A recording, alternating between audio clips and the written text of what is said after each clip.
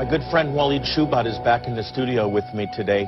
Walid is an ex-PLO terrorist that was transformed by the power of God, and now he is a lover of Israel. And at the risk of his life, he is talking about the dangers of Islam and why America needs to stand with Israel. He's an expert on the Middle East, a popular author. And Walid, we're so glad to have you back with us. Welcome, my friend. But thanks for being here, Walid, and thanks for the work you're doing. I know you're risking your life doing this, and we're very grateful. Just a quick overview how a PLO terrorist ends up loving Israel and the Jewish people. In 1993, I began to read the Bible. So living in the Middle East, growing up under the Islamic culture, the Islamic education, from kindergarten all the way to high school, the ideology of Islam, the way we learned it, was to give our lives as martyrs in the end. Where were you living, by the way, during this time? Bethlehem, Israel. And in 1993, my life took a turn. And after living a life of terrorism, planting a bomb, ended up in prison. In 1993, my life took a turn. I was attempting to convert my wife. She was a Catholic. I wanted her to become a Muslim.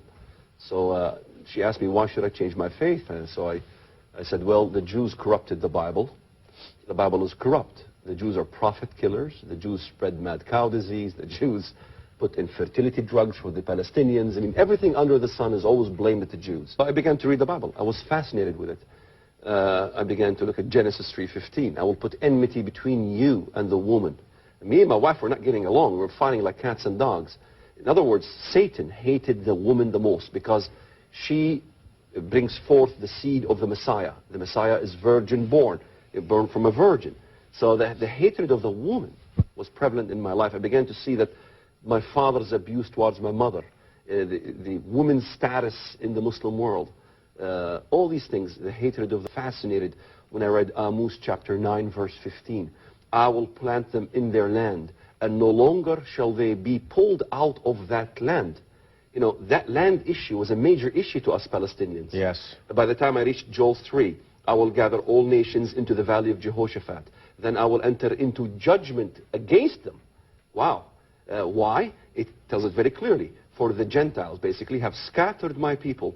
They have also divided up my land. God is into politics.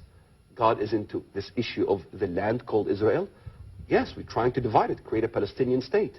So I began to see that the Palestinian state was a state of psychosis, was a state when you see Palestinian children, when the preacher is saying, what are your desires? And the children will cry out by the thousands, al-mawtu fi sabilillah, to die for the cause of Allah, to die for the cause of Allah.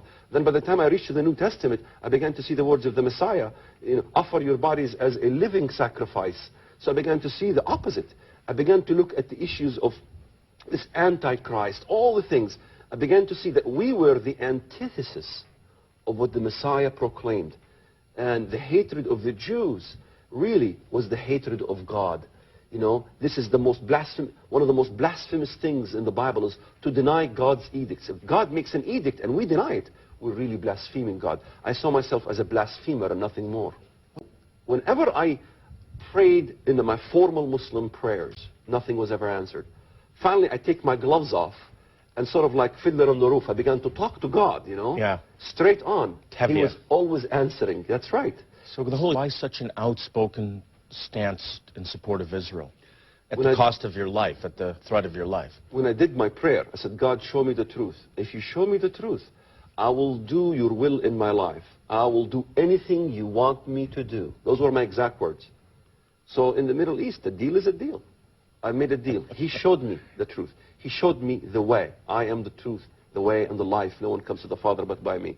The Messiah said, if you attempt to lose your life, you will save it. If you attempt to save your life, you will lose it. The same goes with a job. I always attempt to lose my job, to tell the truth. You lose interviews. You get people hating you. But guess what? God has more avenues. Yes. The harvest is plenty, and the reapers are few. Better to be a friend of God. That is right. Walid, let's talk about some politically incorrect things, but the truth. It's politically correct to say that Islam is a religion of peace and love. when you go back to the Quran, it says something very different. Now, we find Moses, we find Jesus in the Quran, Elijah, and so on.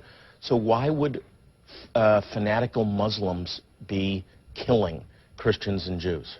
Because their Jesus and their Moses and their Abraham is not the same Jesus, and it's not the same Abraham. The Abraham as defined in the Quran is a Muslim. وَمَا كَانَ إِبْرَاهِيمُ يَهُدِيًّا وَلَا نَصْرَانِيًّا وَإِنَّمَا كَانَ حَنِيفًا مُسْلِمًا. Abraham was not a Jew or a Christian, he was a Muslim. So it is a Muslim Abraham, it is a Muslim Moses. From the Muslim perspective, Jesus was never crucified. God had no son. The Trinity is an anathema. So not the Jesus of the New Testament. Absolutely different, totally different. And not the Allah is not the God of Israel, the God of Abraham, right? His name is not Yahweh. His name is Allah. Allah was a god in Arabia way prior to the advent of even of Islam. It was a Babylonian deity. Why is Islam not a religion of peace and love, as people are saying it is, very specifically? The Bible is about Calvary. Islam is about cavalry. Just a few letters switched.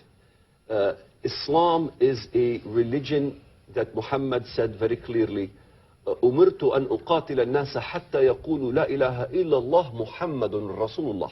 This is the exact words verbatim. I have been ordered by Allah to fight all nations until all nations say that there is no God but Allah and Muhammad is his messenger. The same offer that was given by Osama bin Laden, the same offer that was given by Ahmadinejad to President Bush in a letter saying, Aslim Tuslam. Declare there is no God but Allah, you will be at peace. The whole world says we must end the cycle of violence. No, we must end the cycle of false peace. Yes. By peace he will deceive many. Peace, peace when there is no peace. Peace doesn't live in a vacuum, Jonathan. Peace lives by truth and justice, you know. Justice for the Palestinians. What about justice for the Jews? What about justice for the Jews who have to build the wall? Israel removed the wall in Jerusalem. I remember in '67 war. I was there.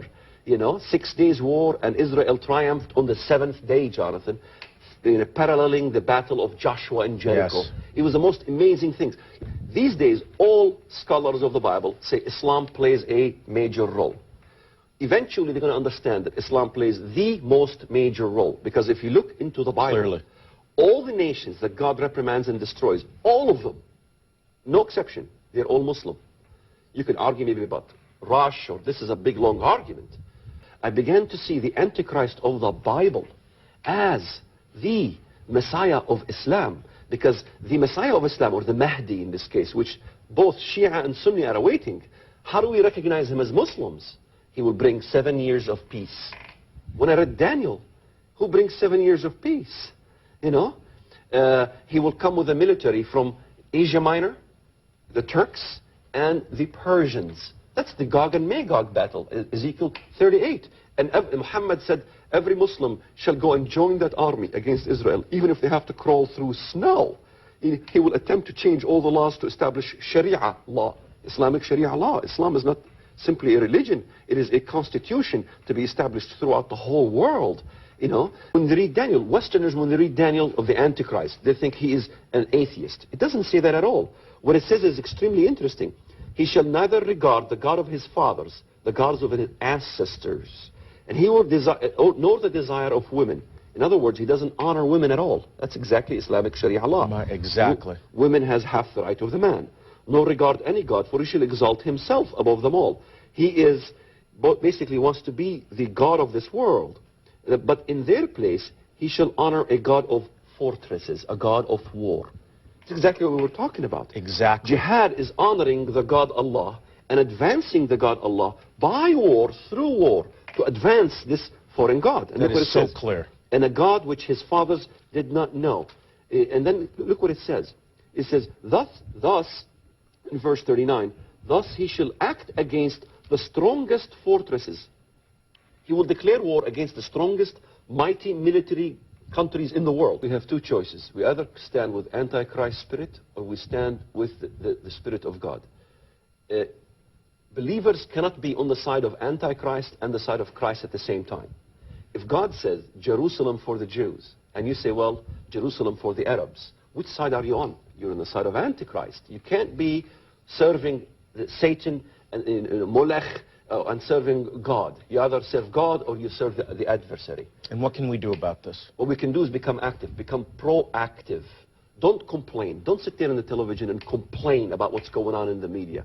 Be proactive. Go out there and make the media. Don't respond to the media. Yes. Create the media. We can win this battle. If only the remnant, if only God's people will rise up and do something. God is not looking for numbers. David was not numbers. He was only a single person who went in the name of God and he, destroyed Goliath.